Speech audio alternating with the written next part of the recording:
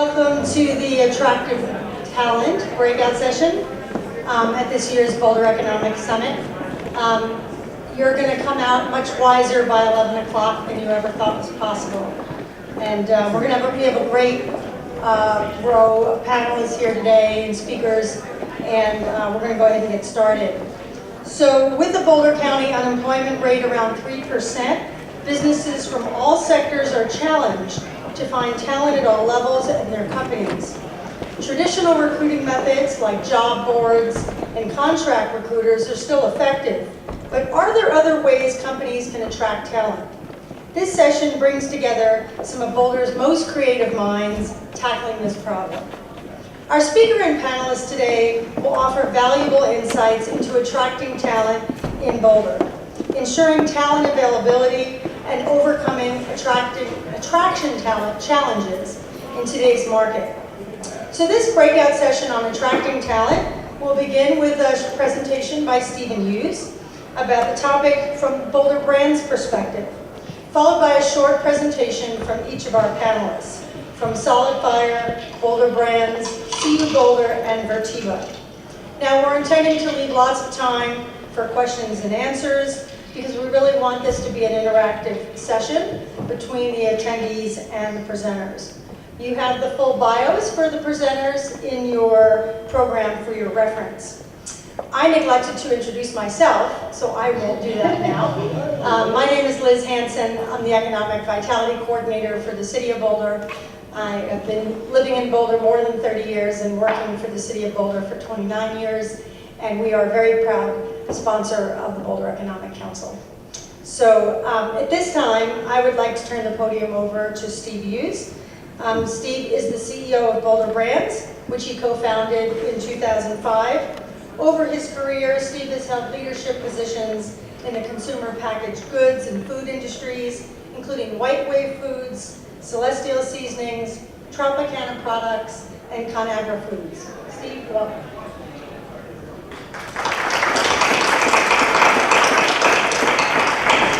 Thank you, and I think in some respects, I've been in the food industry for 37 years, and it is amazing how the relationship between the company and the employee has fundamentally changed. I spent 20 years of my career on the large food, consumer packaged goods side with 10 years with McCormick, I was with Conagra, and then Tropicana, which was owned by Seagram. And those were very traditional relationships, and back then, pretty back in McCormick, these were lifetime jobs. You know, you would go to work for the company, they had long-term pension programs, and you would really stay there for your career. And you would adapt to the company culture. I had a brother, Tom, who was a Marine, who signed on with P&G, and after 30 years retired from P&G. I don't think P&G was a lot different than looking for. It was a cultural fit. So you were really looking back then for a culture you could live with and fit your value system. Today, and so the first 20 years in large cap, in 1997 I came to Boulder as CEO of Celestial Seasonings, walked into the wonderful culture that Marie and Mo Siegel had created at Celestial, and really it was kind of culture shock. It was really the employee first mindset. And we were here to create an environment that would be something that people who had a lot of options would decide to lean into. And there are a lot of Celestial Seasonings employees that have been there 30, 20, 30, 15, 10 years for the full life of the company. And then I had the opportunity to see, also one of the lessons I've learned in life is you learn a lot from your good bosses, but you learn more from your bad bosses. So I learned a lot of really great lessons when I was in large cap. But I had a chance in Boulder with Mo and Marie to kind of see a different light. And then I had a chance to work with Steve Demos when he was the founder of White Wave. He had sold the business to Dean Foods. It was in his 2-year earnout window. So I joined Steve, and I saw something that was really quite extraordinary. Steve had, when he sold to Dean the first time, and then after the earnout, he shared something like 60%. Around 50 or 60% of what they earned, he shared with his employees. It was just remarkable. I mean, he'd walk into people's office and drop a $1 million check on on their desk. It taught me a lot about the values. And this was the end of a long journey for Steve. He always said Silk was a 25-year overnight success. So after that, I decided I wanted to, having been a CEO, well, after we sold the Hain, when I was at Celestial in 2000, which I really didn't want to do, but Hain made the offer that the board couldn't refuse, and I didn't have much to say about it. I was offered a large cap job back on the East Coast as CEO of Church and Dwight. Both Grace and I are from Baltimore. So I came home, and Grace gets the kids around the table and goes, what part of Vermont do we need to hear? So I was zip code captive, it was the time I was I was probably 45 zip code captive. So that's why I went to work with Steve. And then I decided to, really do a company from scratch. And went out and with my resume and a couple other resumes back in 2005 when there was more money than sense. It's kind of one of those environments that we're in today. There was something called a special purpose acquisition corporation. We literally could go, we raised $100 million for no money. And we were public. We were a public company with no money. And we had 2 years to make the acquisition. And then really had the real luxury of really creating a culture from scratch. And it took me a little while, but I finally talked Marie out of retirement to come back. She said I've chased grandkids for 6 years. And we partnered up to kind of create an environment in a company that we hope to be a real difference maker in the food industry. And since then, if you don't know Boulder brands, today we own 5 brands: Smart Balance, Earth Balance, Evil, Booties, and Latino. And one of the things we have done that is very unique is we've tried to keep the DNA of each of those acquired companies. Laura Kuykendall, who runs our Latino business, was the VP of marketing for Latino 4 years before we bought it. Denise Saravaca was on Booties when it was $500,000 of gluten-free bread. Today it's $200 million, and she runs that business. Phil Anson, the founder of Evil, we brought him in. We were so impressed by Phil's creativity and approach to culture. We've made him our Chief Innovation Officer. And one of his former fellow was Director of Marketing, Andrew Jaffe, now runs Evil. So when you look at what we've done, we try to take a lot of cultures and put them together. And we do that because we want to keep what made that business special. But we also learn from each of these new companies we acquire. So it is a constant process of looking in the mirror and saying, okay, who do we want to be? Because as you look at attracting talent, in this day and age, particularly in Boulder, you have to be special. You have to be differentiated. Particularly, Marie and I, we're probably two out of maybe 10 people in the company that are over the age of 50. The real leadership of the company is in the 40s. Our CFO, the folks that are general managers of our business. But the real magic of our company are the 20-somethings. And those 20-somethings live a very different life than I was living when I broke into the industry. They basically want to work for, it starts off with they want to work for something they believe in. You cannot do anything that is inconsistent with your values. So we worked very hard, and we'll talk a little bit in a minute about our value structure and how we really have worked that. And not Marie and I sitting down writing it out, but really having this team evolve it so they own it, and it really does reflect their values. Because I always thought when you got to be CEO, you're at the top of the pyramid, right? I realized you're actually at the bottom of the pyramid. You don't really do anything. You're there to make sure everybody else can be successful. And my mantra is, my job is to make sure everybody in that company is in a position to do the best work of their careers. And so there are a couple things, just introduction to the Boulder brands. We have and we'll go deeper on this, but we have a 5%, 1% kind of model for talent. We want the top 5% talent and the top 1% attitude. The thing that's really interesting, everybody that comes into the company, a customer, a vendor, we have a lot of top-to-tops. We have major customers like Target, Whole Foods here. They always say the same thing to me. I can't believe how genuinely engaged, committed, and nice these people are. And we don't really tolerate, it's very interesting. We make a bad hire, it within 2 weeks. They just stand out like a sore thumb. So getting, kind of a rhythm there And defining what 1% attitude is has been the most challenging thing for us. But these are people who really believe in the mission. And we have probably the fittest, I wouldn't say that, I might get in trouble, one of the more fit companies. We have, at our senior level, we have like, my direct reports, 3 of them go to CrossFit every morning. I mean, and they, we have showers in the office, and now we're putting a little CrossFit gym in the basement. But they, and they're doing it together, but it's just a cultural thing. It's really fairly unique. So our purpose is to lead change and improve lives, create great brands. Our industry is going through an epic transformation. There's an article in Fortune today about how the large food companies have lost something like $18 billion of market share in the last 5 years. Well, I call that the first pitch of the first inning of Armageddon, because I think they are so out of touch. Their brands are so out of touch. We have one of those brands. Smart Bounce is a fabulous brand. That's a baby boomer brand. We really, so we have a very dynamic portfolio, trying to be on the cutting edge of this change in the food industry.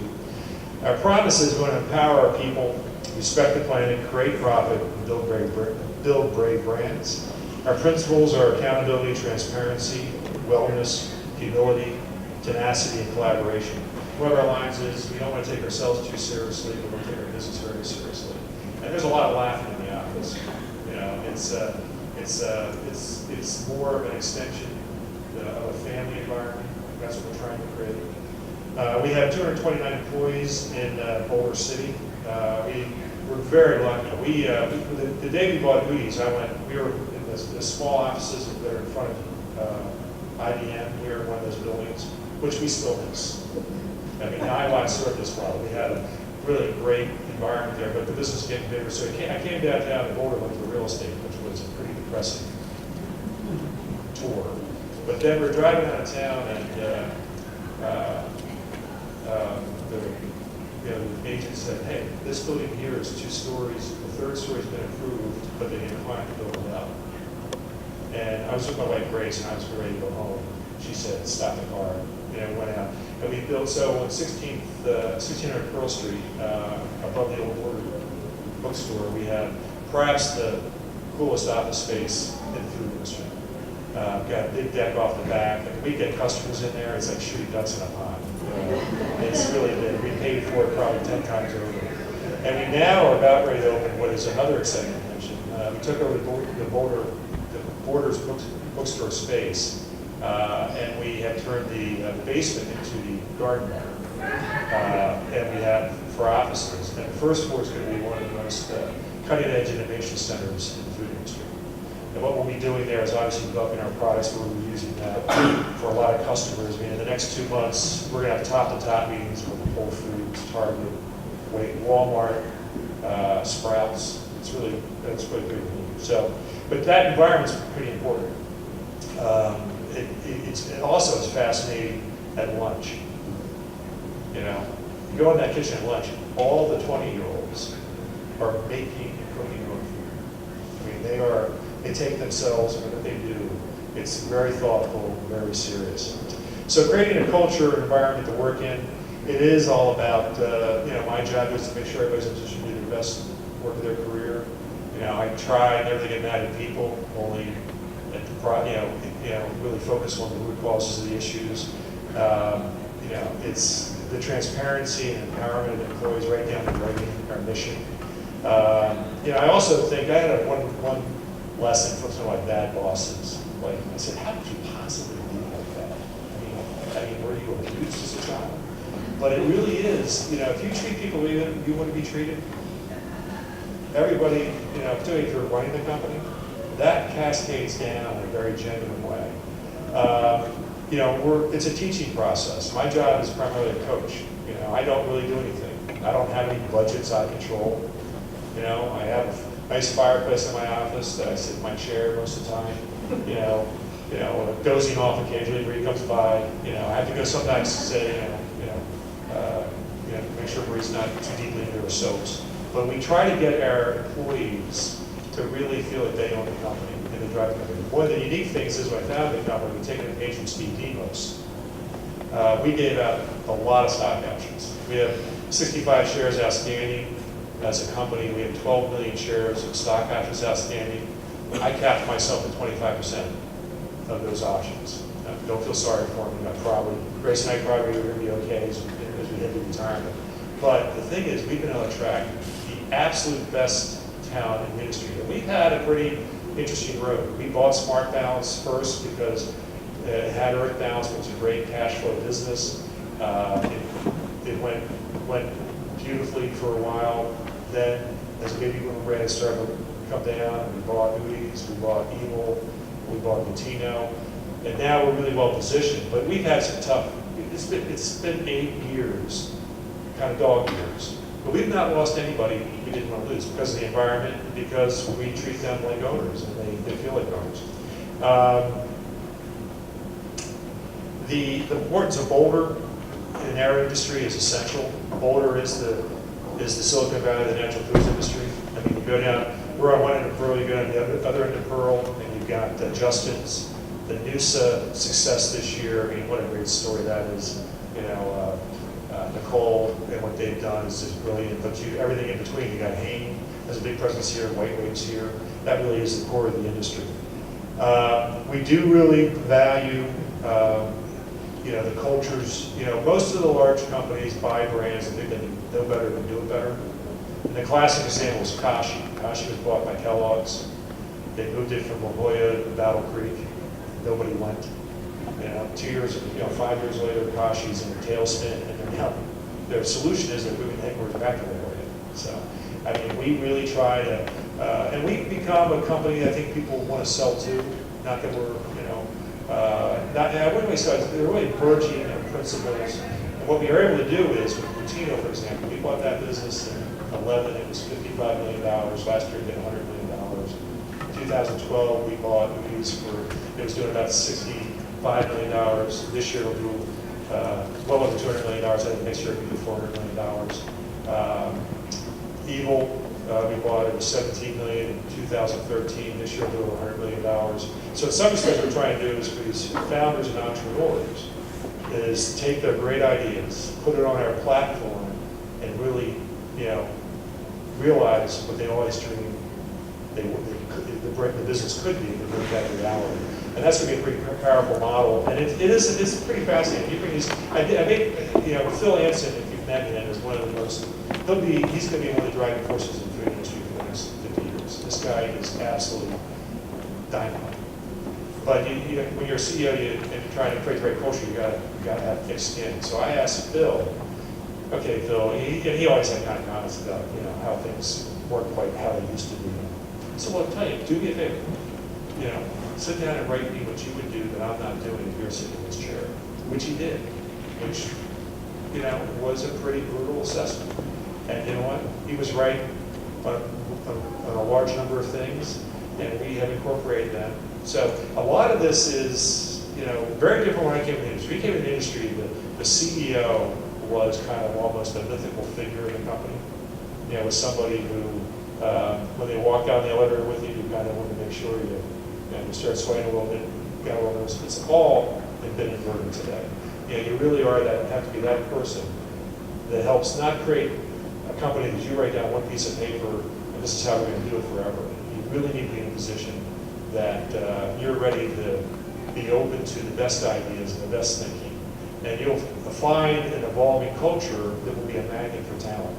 And when you're talking about 3.7% unemployment in the city, and you're talking about that 20 to 30-year-old who today, for many of our businesses, not only is the passion and the energy, but they really know how to connect. In our business, our 4 growth brands, Earth Balance, Latino, Evil, and Moody's, are all indexed close to 200% with millennials and 150 with Generation Xers.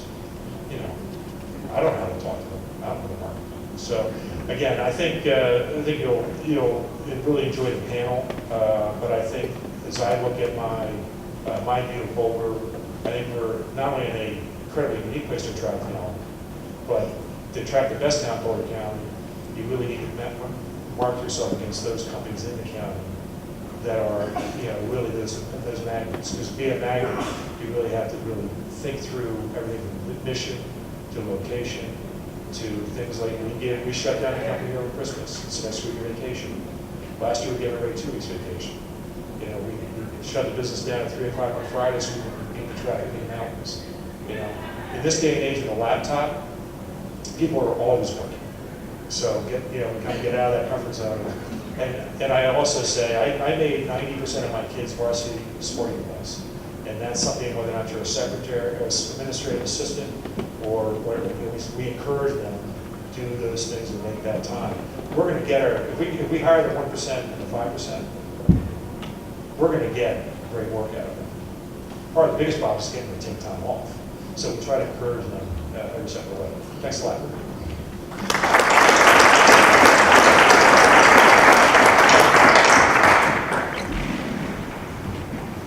Thank you, Steve, so much for your insights. I have to admit, I never get tired of hearing the story of Boulder Brands. It's a very cool company. We're very, very, very lucky to have here in Boulder, and that they chose us and chose our name to be here. And every time I turn around, there's a new Boulder Brands product in my kitchen, and I'll say it's the teenager that's selecting those brands, and they become a staple in our house. So I think the number of brands is pretty amazing. So Steve's going to join our other panelists on the stage for the Q&A part of our program. So I'd like to now introduce our panelists for today. You have their bios in your program. We have here Jennifer Caracciolo, who's the Global Director of Human Resources for Solid Fire. Mary Gambin, who is the Senior Vice President for People for Boulder Brands. And Lisa Sebri, the Assistant Vice Chancellor of Student Affairs and Career Services Director for Steve Boulder. And the self-acclaimed cleanup batter, Jim Hooten, who is the co-founder and managing partner at Vertiva. So Jennifer, would you please start us out with telling us a little bit about Solid Fire's perspective on attracting talent? Well, thank you, and it's a pleasure to be with you today to focus on attracting talent. Before we get into the topic, I want to make sure that Steve and Marie know that I think I heard a challenge of a corporate fitness challenge that he put out there for us. We're actually office right next to them on Pearl Street, so I'm going to take that one on.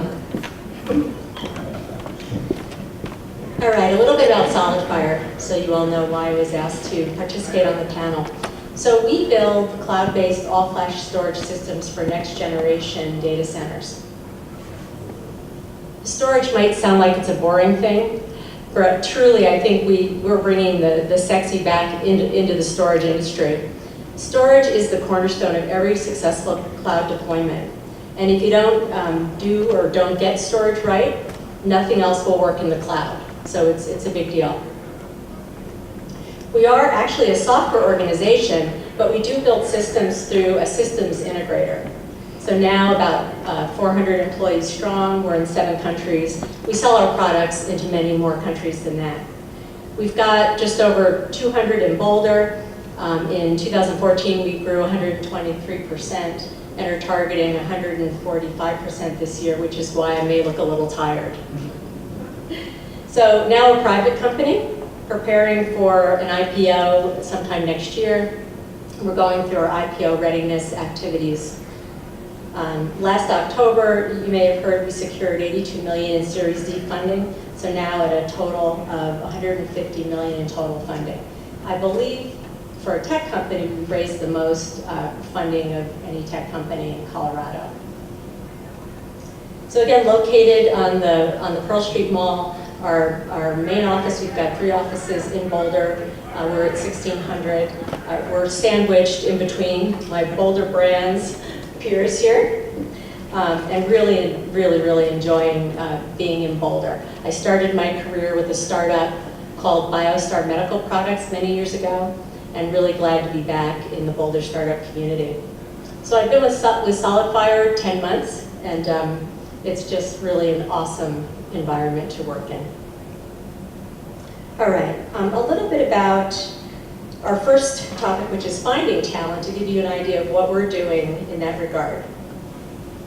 So I think one of the most important things, and this started before I joined, was Solid Fire's involvement in the Right Workplace surveys.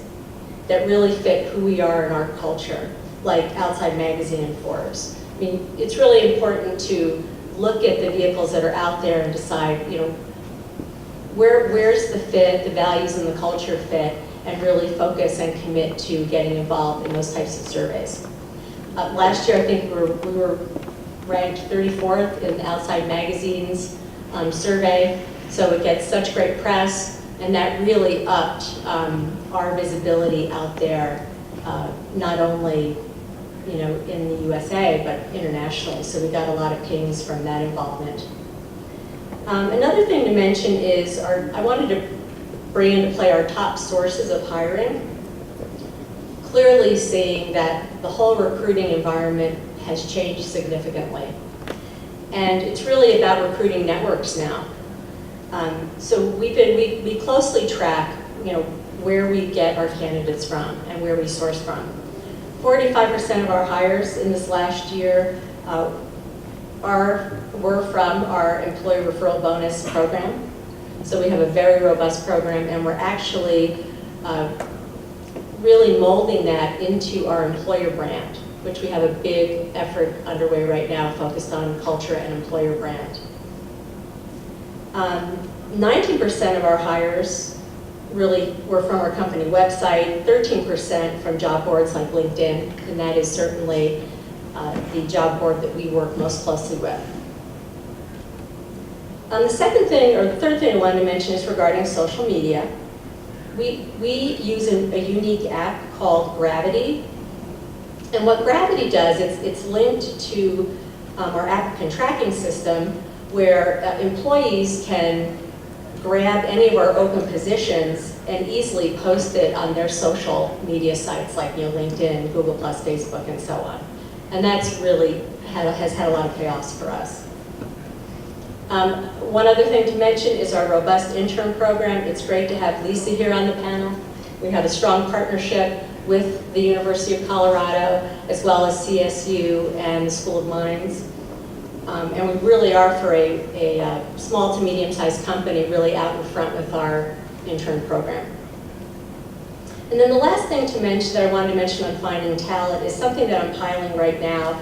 I've done this in other environments. I'm sure it'll pay off, but I don't have really the metrics to share at this point.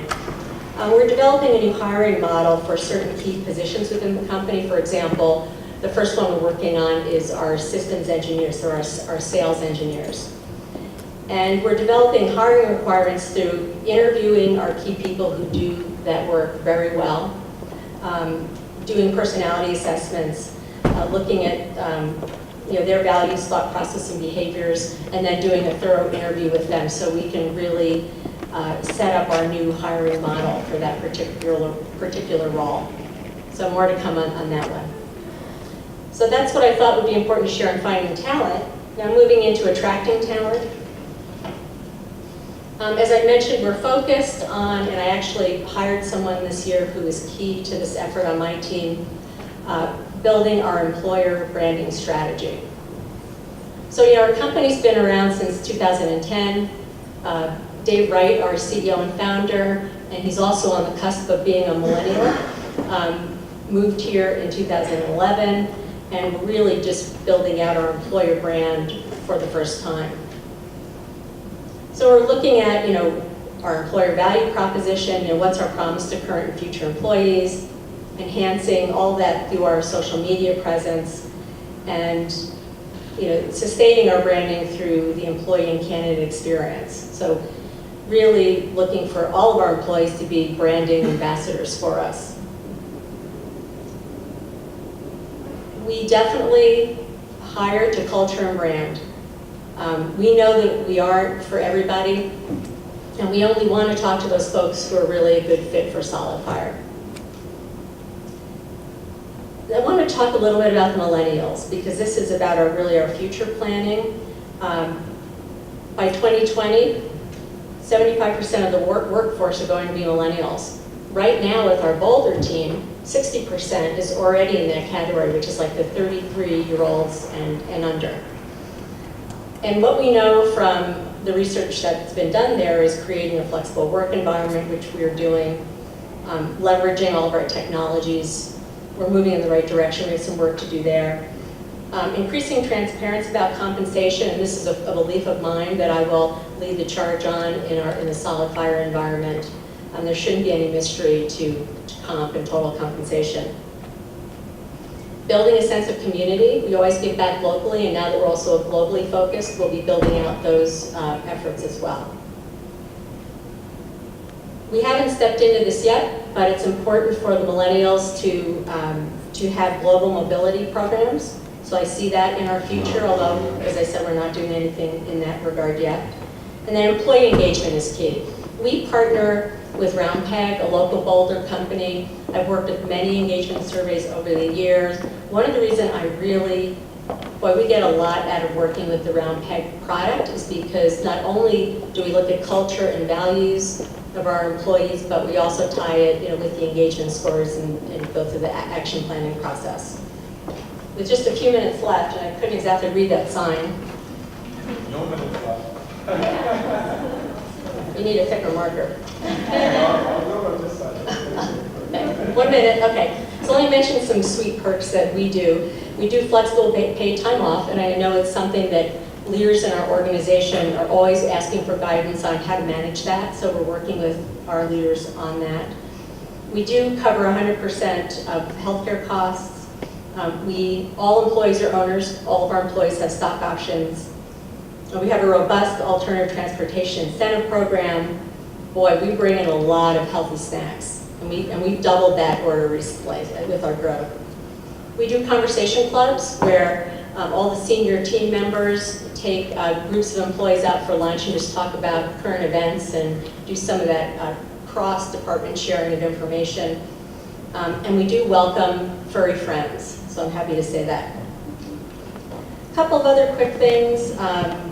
Strategies to market Boulder, and I love the city meets the mountains concept. Certainly diversity and inclusion needs to be at the top of the list.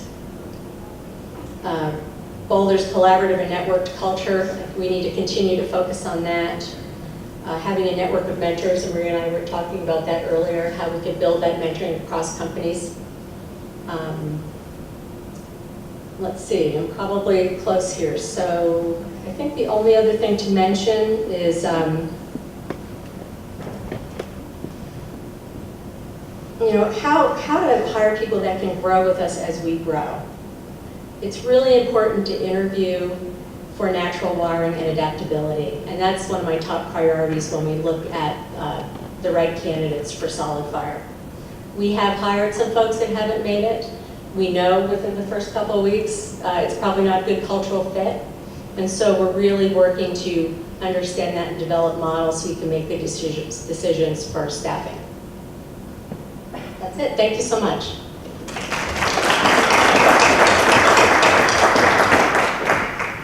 So our next presenter will be Marie from Boulder Brands. Thanks, everyone. It's nice to be here. It's nice to look and see so many people that I know in the audience, too. And thanks, Steve, for kicking this off and bragging about our company. As someone mentioned, I'm the SVP for people at Boulder Brands, and I say my only job really is just bragging rights. I'm in charge of making sure that all of our employees are bragging when they get together with their friends on Friday night and are having a beer. They're not bitching about their jobs or their company or their bosses, but instead they're bragging about Boulder Brands and how happy they are to wake up every morning and choose to work for us, which is, I think, an important philosophy that we have, is that everyone in our company chooses us. They have a lot of opportunities. Steve talked about we only hire top 5% talent, top 1% attitude, and I think that's one of our greatest core competency as a company, is that our leadership team takes that so seriously. We own all of our attraction and retention in the company. I don't own it.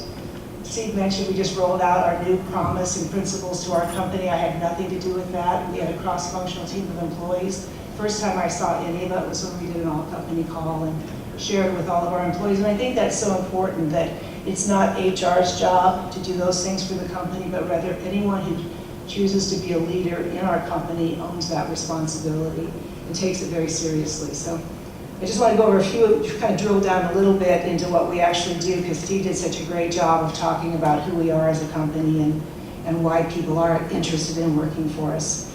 So a couple of the things is I mentioned that our leadership does do all of our recruiting. I personally do all of our recruiting myself. I'm the filter for the company. I'm the one who filters all those special words that a lot of computers do for bigger companies. We're not that big, and so I personally handle all of the recruiting. I think that's really important because I could hire someone to do that, but I don't think an outside source could help us as much, except when we have those really key jobs. And there are times when we do need to employ a recruiting firm to help us, but typically we know pretty well what we want, and especially that 5%, 1%. When we've done that and we've given that to someone else to do for us, is often the times when, as Steve says, we squeeze them out like a virus because they just don't fit. It is oftentimes, generally, that 1%. Do they have that attitude and energy that we're looking for? Because while we're a really fun company, and we do have a lot of fun, and I always laugh that usually it's the HR team, the legal team, and the finance team that people would just as soon not spend a lot of time with.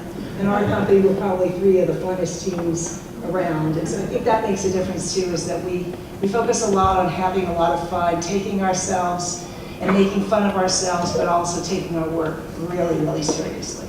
And one of the things we talk about when we talk to people is we work hard. We work long hours and we work hard hours, but it's always fun. You walk in our building, Jennifer knows this too, you walk into anybody in our building, people are there at 6 o'clock in the morning making coffee and laughing, and they're there at 6 o'clock at night, not necessarily the same people. But people work hard, but I don't think that people consider it work. They just, it's their mission to come in and work with us and do what we stand for as a company. I also think it's important to point out that benefits do matter. When you're talking to people, they are looking for benefits. They want to know, do you have coverage? Will I be able to get medical coverage if I work for you? And how long do I have to wait for those kinds of things? So those things are very, very important to us. And we talk about the cost of that, but also the cost of turnover is much higher than providing benefits to your employees. We have a rich 401k plan. We do an immediate vest, which I think it's fairly unusual in our world now that the 401k vests immediately. We do a lot of paid time off. Steve, that's one of the things when I started working for Steve at Celestial for the first time running HR, usually you're begging, can we please do this, can we please do this? And then Steve came to town, it was now I learned to use the word no. No, Steve, we can't afford to do that right now. Because Steve has the biggest heart and he really does put all of our people first. And so, for example, we close from Christmas to New Year's every year, paid time for all of our employees, which is wonderful. Now this year we closed from December 22nd to January 5th because Steve felt like they should have just a little more time off. So it's those kinds of things when I call it, if it's a Steve dropping, I send a note out and say, well, guess what? Just had a drive-by with Steve and he's just given us July 5th off as well. So these things happen from time to time because of our CEO. We also pay for parking. I think that's important when you're asking people to come downtown Boulder. Parking's expensive. And so you have to factor that in as well. We already talked about the in-house gym that we have.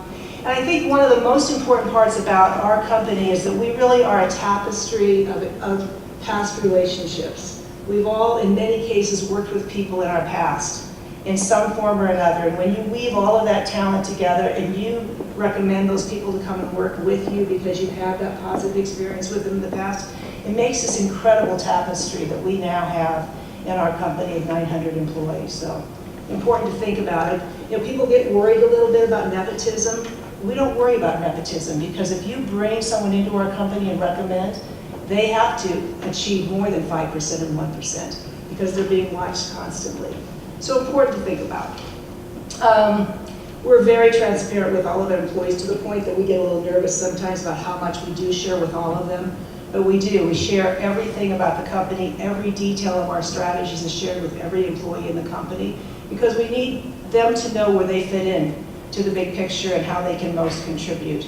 I asked some of our employees yesterday, what is it that keeps you here? Because when you move into, we've attracted them, now to how do we retain them? That's a bigger question, I think. And one of the employees said, everyone in our company is treated and feels important and needed. But more importantly, they know what part of the puzzle they're there to complete and how they can help with the biggest picture that we have as a company.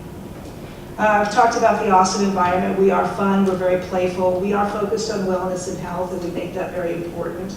We also focus on volunteering in our community. We pay our employees 4 days a year to volunteer. We coordinate a lot of volunteerism, and Jennifer does the same. One side note is I have a son who works at Solid Fire, a floor below me. And so I want to just tell Jennifer, you talk about bragging rights. Now I get at the dinner table when we have family dinner, well, you should do what we do at Solid Fire, Mom. Well, you should do what we do at Solid Fire. So your employees are bragging, Jennifer, about what's going on there. Some of the other things we do, Steve talked about, we close it at 3 on Fridays, and at 2 o'clock we call it breakdown, and we get in our big break area and we do a breakdown, and Steve talks about what happened. And many people don't get that chance to have their CEO tell what's going on in the company, what happened last week, what's ahead of us for next week. That's really important, that we do break down, and we have some beer and wine and sodas and sit around and talk and laugh and build that esprit de corps every week in our company. Steve does CEO fireside chats. He has a fireplace in his office. He doesn't just sit there and do nothing. He actually works really hard by that fireplace. And that's great for all of our employees that get a chance to go in and sit down with him and just get to know him and him get to know them. And he knows everybody's name in the company and remembers everything they told him. That's important. It's really important to treat your employees with respect once you've attracted them to join you. We really don't have many walls. We have a big open door policy, and we have glass everywhere. So even whatever's going on, you can see right through all the glass. And everyone feels comfortable just coming through the door and sitting down and participating in whatever's being discussed in the company. Important, I think. My time is up. The last thing I want to just talk about is the Boulder Branch University. That's back to sharing everything. When we attract employees, I think we do an excellent job of onboarding them. Giving them a buddy so they know somebody they'll take them to lunch and show them around, someone they feel safe asking questions to. That's truly important that you have that 100-day onboarding process with them so they do feel comfortable moving into the company. So come on over. I just want to ask anybody here that wants to know more how we can help you. I think I can speak for all of us. I suspect that we're more than helping. Boulder's an abundant community, and we help each other and we give back, and you give back tenfold on one another. So thank you.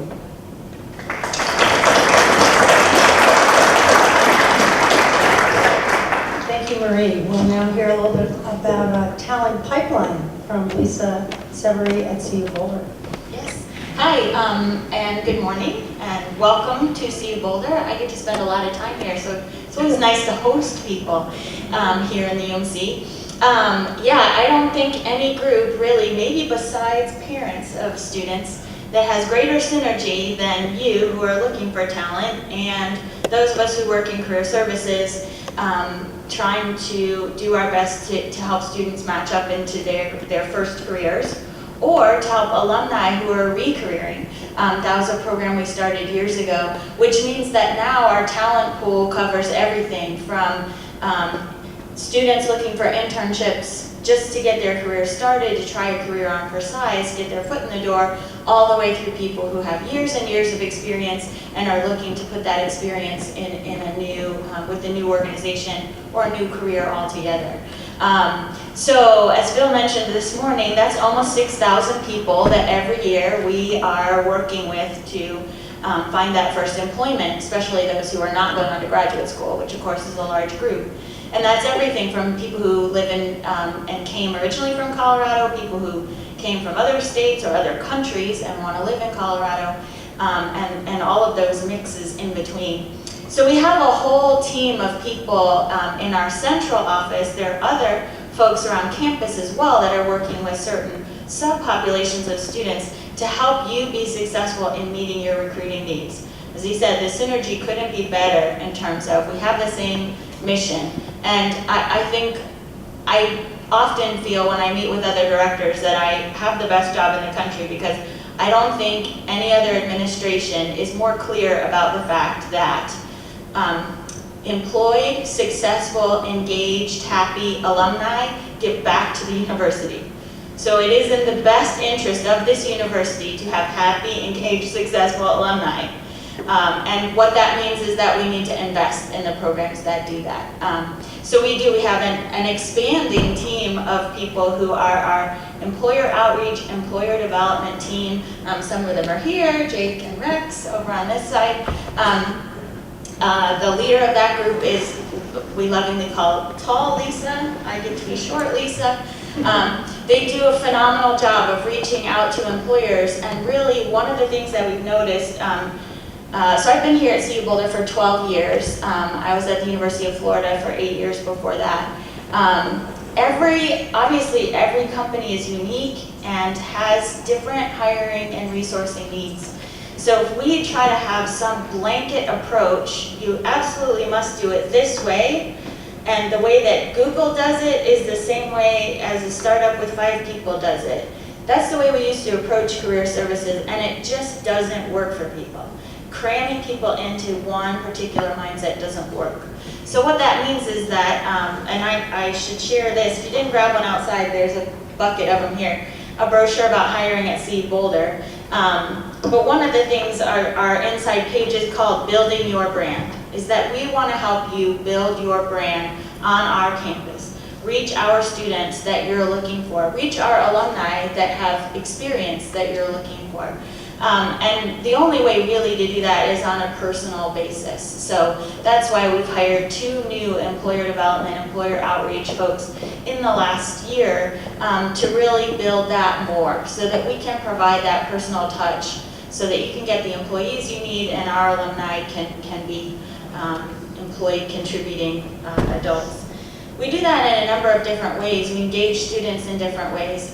The keynote speaker this morning did a great job of introducing the idea of strengths. We're definitely a strengths-based organization, so we want all of our students, we start with them as freshmen to help them start identifying what their strengths are, so that by the time they're in a room with you, they can talk about, okay, here are my strengths. Here are the things that I can bring to my organization. So you don't have to figure that out. The students are self-aware and can do that for you.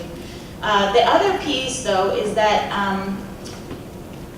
we make sure that students, or try, of course, as much as possible, our mission, our goal, is to help students understand the difference between training and education. And there's a lot in the media now about the value of a college degree and, you know, as government funding, state and federal funding for education goes down and parents and families are taking on more of a burden, what does that mean in terms of how much debt you graduate with? And overwhelmingly, I get asked that question, and quite frankly, the statistics are pretty close about the fact that there's never been a time of the gap between having an education and not having an education is larger. So yes, while there are challenges there, making sure that students get the full education and then building training on top of that. So what we really encourage employers that we work with to do is, obviously there are going to be some things that you need specific training, that you need students and employees who can do something very specific. But the other piece is the development piece of bringing in people who have that core talent, that core set of skills. They're educated. If they've gotten through this university, I don't think I could anymore, to be quite frank. To get through this university in a timely way, it is a feat.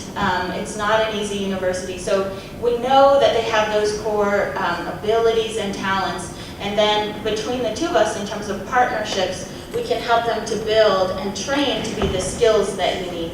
So we'll kind of think of them as the core, but it's the students that need to know exactly what that education brings to the table, and then the second piece of building on that to train exactly the skills that you need. So building that bridge together, starting with helping them to develop the professional skills that they need, that attitude that you were talking about, so that they go into the workplace ready to be engaged and excited, exactly as was discussed this morning. One of the ways we do that is through a Buff Professionals program. So it's a professional development program for students that we are encouraging more and more students to develop all of their professional skills so that they don't just leave with this great education, but on top of that, they're ready to come and contribute in your organizations right away. So there are, this brochure outlines 4 ways that you can really, 4 levels of involvement. But I would say, realistically, the very first thing is to engage our staff so that we can have a conversation of exactly what your particular needs are, what are your pressure points that we might be able to help with. And probably the most important is to engage the student population earlier. So we also have a team of people that will help you to start and develop internship or part-time work experiences for students so you can develop that talent pipeline. We used it ourselves often. Rex started as a temporary employee with us and soon, became a regular employee. That type of testing so that somebody can test out the organization and you can test out that employee and engage them early, just pipeline right in. They know the culture, they're very familiar to you, you're very familiar to them, and if it's not a great fit, that's it, you're done at the end of the short-term period. So we also hold trainings for people who want to develop that pipeline by developing an internship program, and we're happy to talk to you more about those opportunities as well. And my time is up. On to you. Thanks very much. Thank you, Lisa. Jimmy, ready to clean up that? Ready to clean up. Okay. Hi, I'm Jim Hooten from Vertiva. We're the small guy here on the panel. Our tagline tells you a little bit about what we do. We build cool stuff with Salesforce.com. So if you're not familiar with Salesforce, they are the leading company in cloud computing. A lot of businesses are moving from having their own data centers to moving things up to the cloud. And for B2B things, Salesforce is the leader there. They have over 200,000 customers. They're a 15-year-old company that's now $5 billion a year in revenue.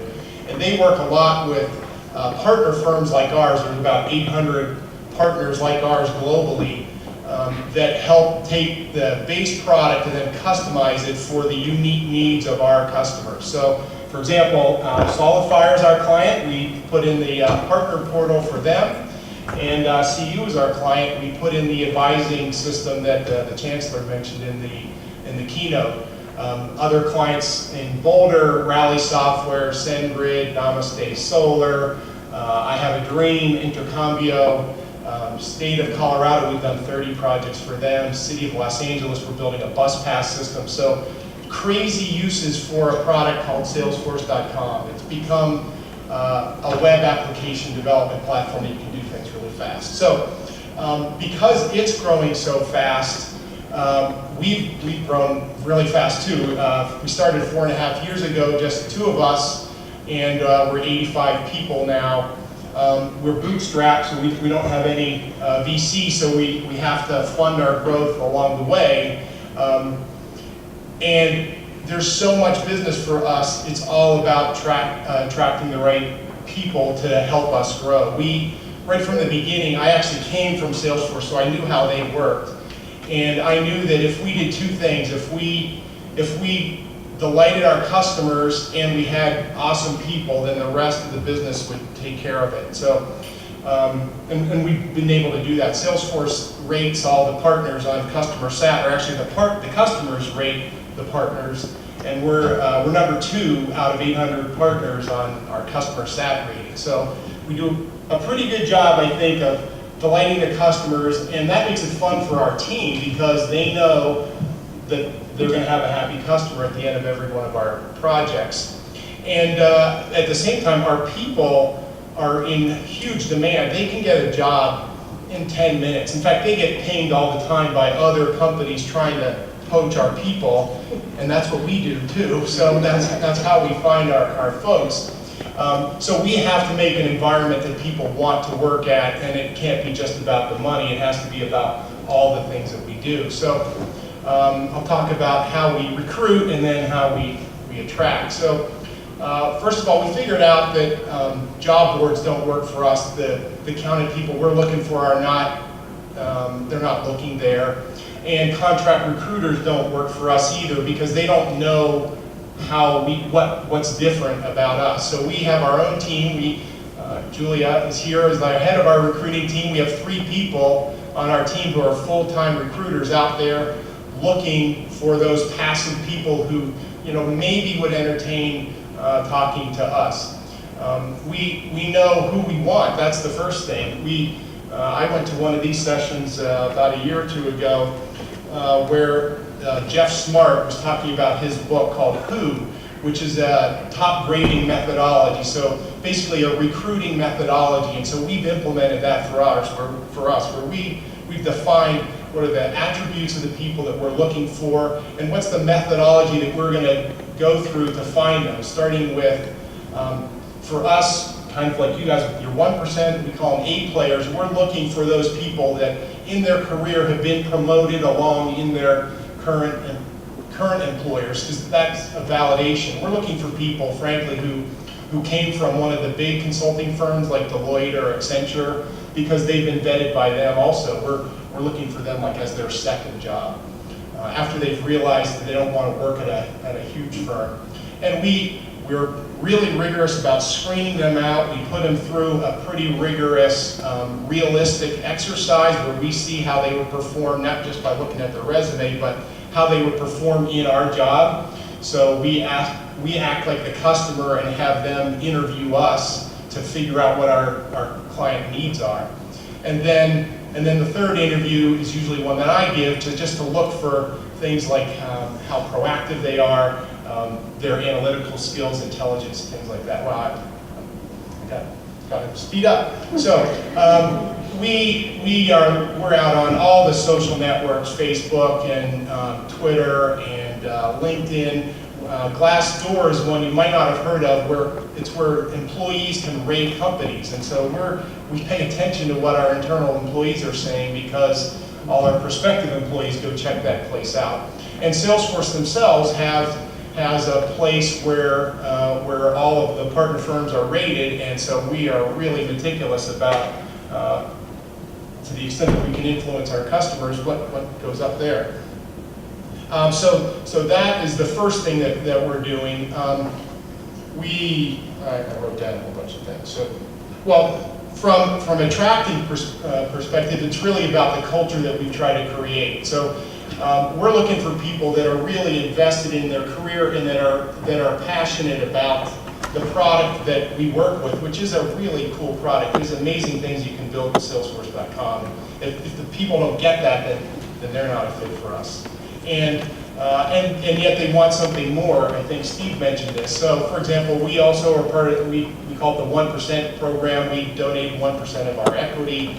We donate 1% of our employees' time to doing nonprofit work, 1% of our income to donations. And a lot of our clients have a meaningful mission that we get to enjoy. So, for example, we've built an elderly abuse case management system for the state of Colorado, and that's cool for our employees, that they get to do something that makes a difference for government, to make it more efficient, or for companies, like cool companies that we get to work with. And so that translates into getting them to come work with us. We focus a lot on professional development. Like every week we have what we call Get Smart sessions, where teams from the company are teaching all of the rest of the company about a cool product that they built, or something that they've learned that's useful for everyone. We get together the whole company, and we're now in about 8 states. We fly everybody to Colorado for a long weekend once a year. We went to Moab last year. We're going to Steamboat this year, where we build our culture and have fun. If you look at our career page, it looks like all we do is mountain bike and stuff. We actually do work too, but we do a lot of team building things. We're in a cool building right on Broadway and Marine that has a rooftop deck. So we have barbecues, and we have B-cycle passes that we let people have to take advantage of the Boulder lifestyle. People work anywhere they want to. That's one of the cool things about being a consultant.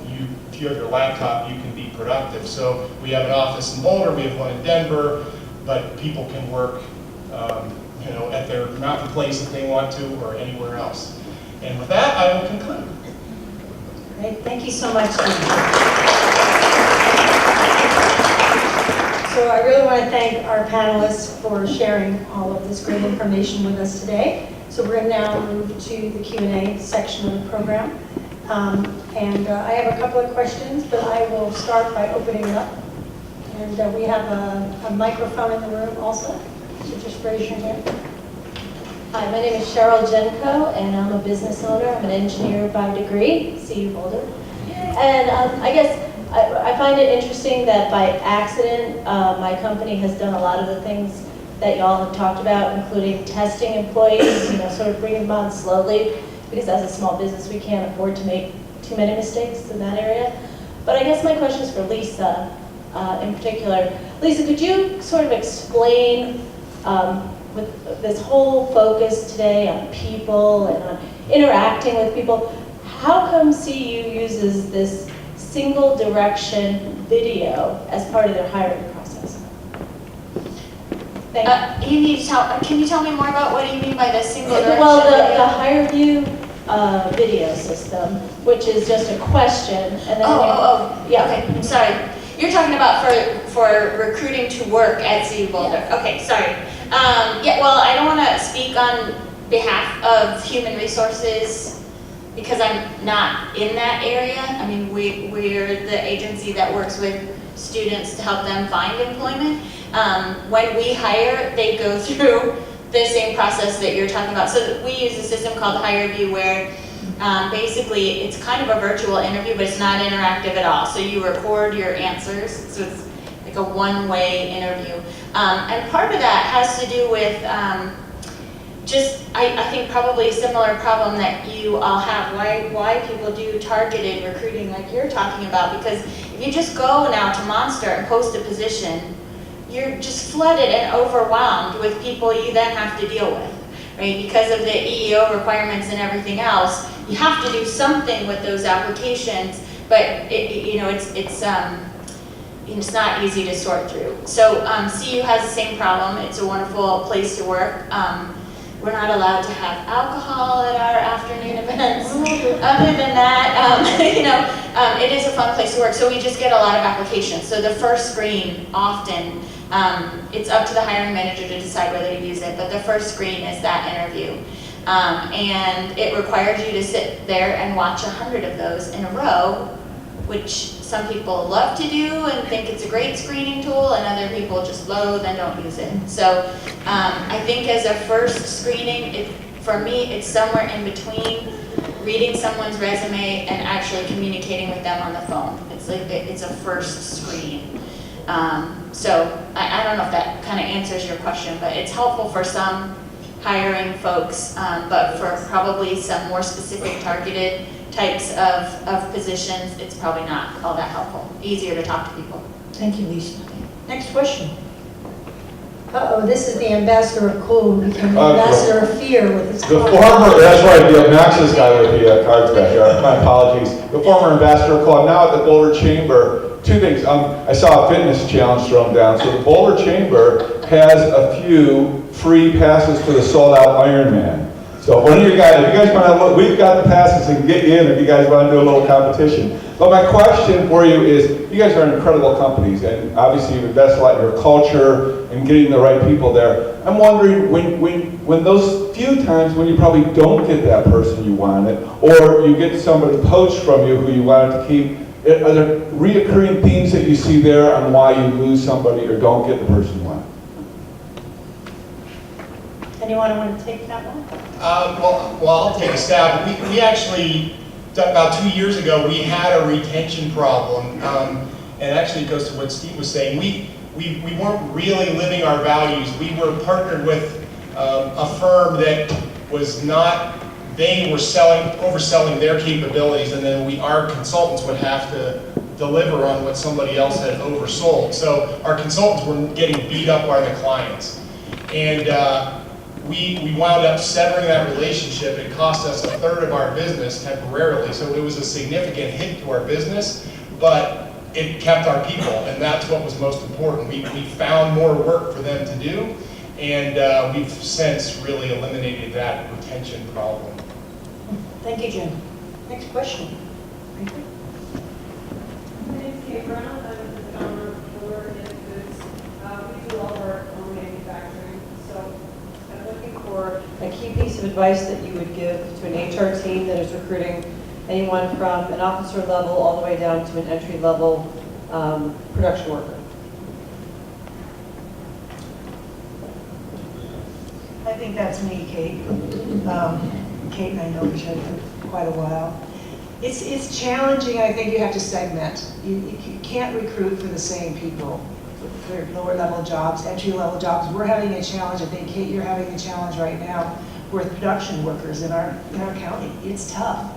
At 3-point-whatever% unemployment rate we have right now, if you can't give them 40 hours of work, they will leave and go somewhere else. And it's a small community, and our production workers all know one another, they're all related to one another, and it's a community of people that if you get out on glass door and you get a couple of hits out there that you don't employ your people 40 hours, they'll go somewhere else. So I think we have to get creative around, are we giving them benefits? Do they have 401k? Are we educating them? Do they have growth and opportunity? But most importantly for production is, are they getting a good 40 hours at least of work? Because they have to pay their bills, they have to buy groceries, and we don't pay them that much. So those are the things we're challenged as a company with. How can we be creative? Because we're all sharing the same belly buttons in this county, and we want them all. So that's what I think we have to start getting as wise as we can, is how can we bring them in? Do we need to start busing more people into our county to work here? Because it's tough to live here. It truly is. It's not very affordable for hourly production employees.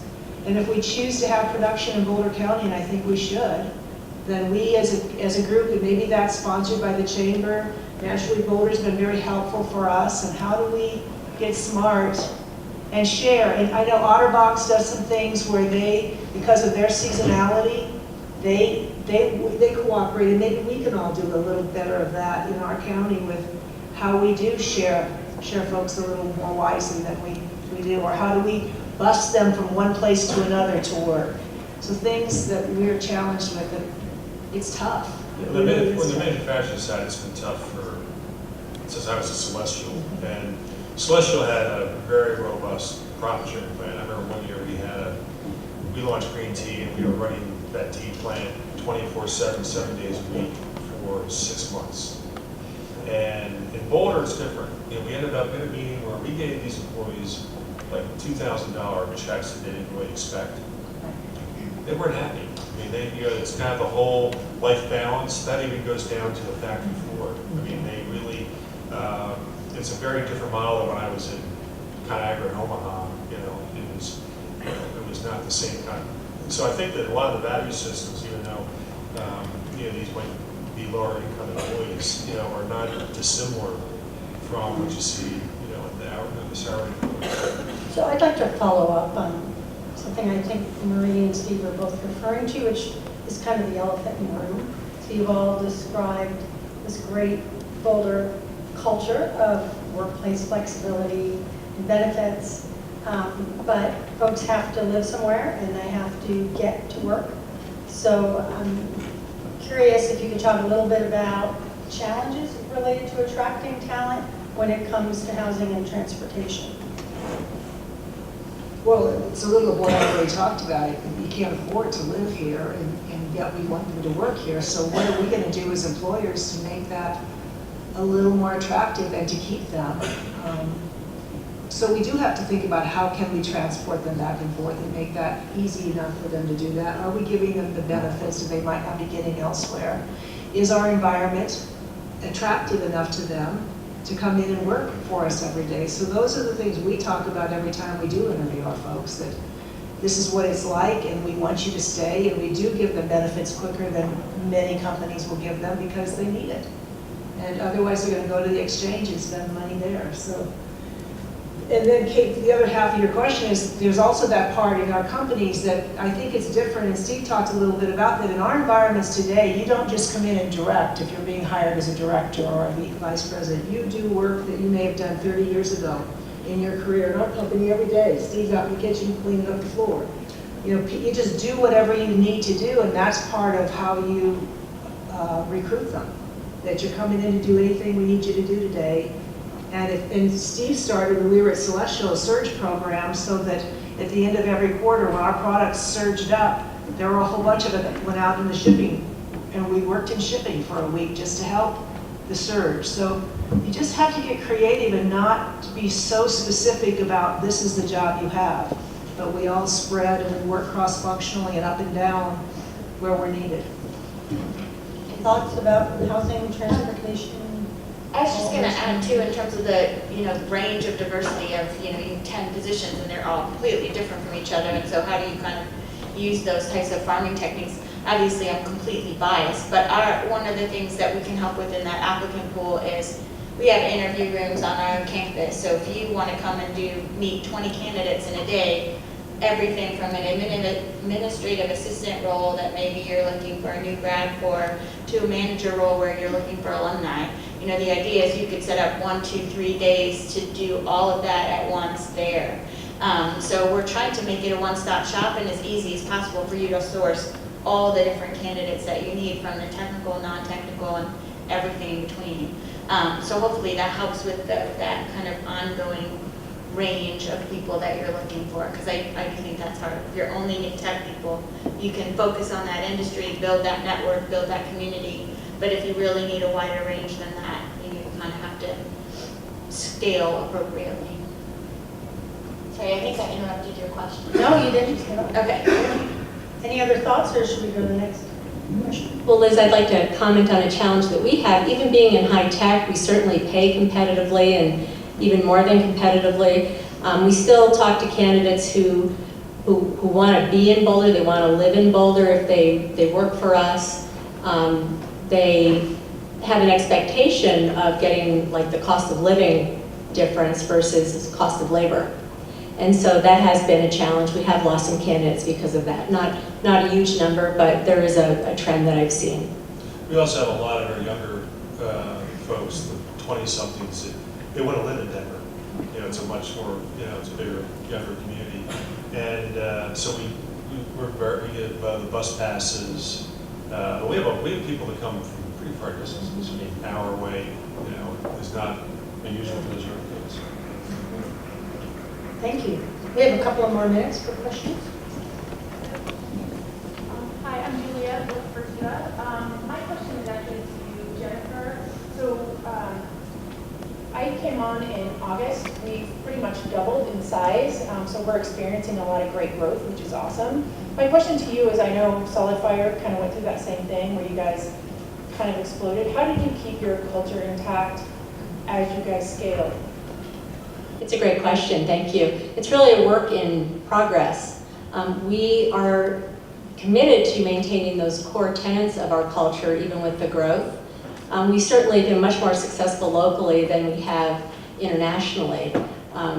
We do try to pull through those core things that are so important to us around the globe, like collaboration, working in teams.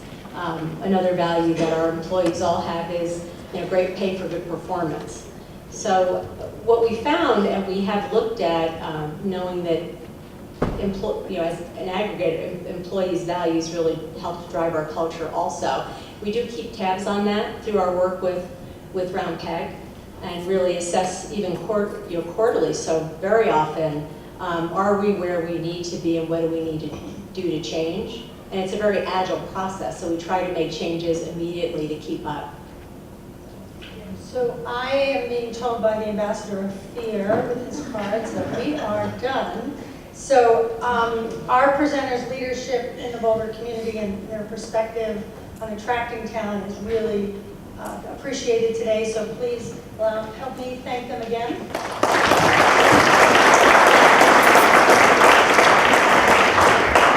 I feel like we got into the nitty-gritty a little bit in this session, which is really helpful on this topic. So John is raising his hand. Yeah, I just wanted to say one thing. He's going to sing, I think. I've got a little song and dance, John's here with the Boulder Chamber, but I just want you to know, we heard you, Marie, with that challenge, and the whole issue of transportation and housing for our workforce is something that we're working on. We actually have a partnership with Boulder County. We're exploring solutions. So I invite you to be in touch with me, with some of our chamber members, or our chamber staff, to give us your input on those issues and what the solutions you recommend. But want you to know that we accept that challenge, Marie. We're going to work on that with you. Thank you. I know a lot of challenging in the room, but City of Boulder employees have Fitbits and are doing a weekly challenge too. So, right, George? Okay. So at this point, I want to welcome you to Network. We have about 15 minutes to do that. The closing plenary is going to be in this room. It's going to be about creative practices in talent attraction and engagement. And we'll be back here at 11:15. So thank you so much for participating.